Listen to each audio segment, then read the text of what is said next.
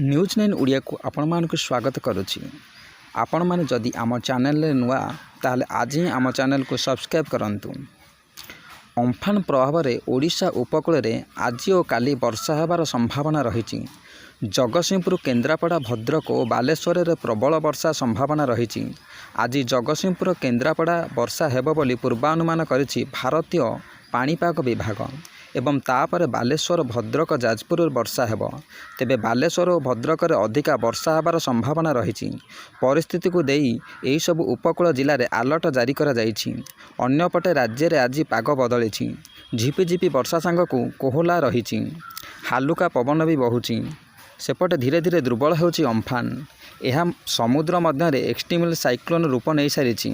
पारादीप ठारू 500 किलोमीटर दक्षिण में समुद्र भितर रही बात्या घंटा प्रति 14 किलोमीटर बेगरे पश्चिम बंग आड़ को अग्रसर होउछि।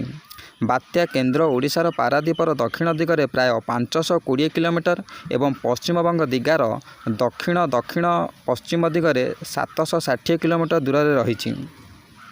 बात्या आसंता 20 तारिख में पश्चिम बंगर दीघारू बांग्लादेश हातियाद्वीप मध्य सुंदरबन भूखंड को छुईब बोली आकलन करा जाउछि। यह प्रभाव में ओडिशा उपकूल, पश्चिम बंग और बांग्लादेशर देखा मिलिब बोली भारतीय पाणीपाग विज्ञान केन्द्र कहिछि। बात्या अम्फान जोगु मुख्यतः पश्चिम बंग, दक्षिण और उत्तर 24 परगना, पूर्व मेदिनीपुर अंचल में व्यापक क्षयक्षति होबार संभावना रही। अन्यपटे यार प्रभाव ओडिशा उपकूल पड़िब बोली सूचना देइछंती ओडिशा सरकार। पश्चिम बंग तुलन में कम क्षति हेब बोली आकलन करिछि IMD।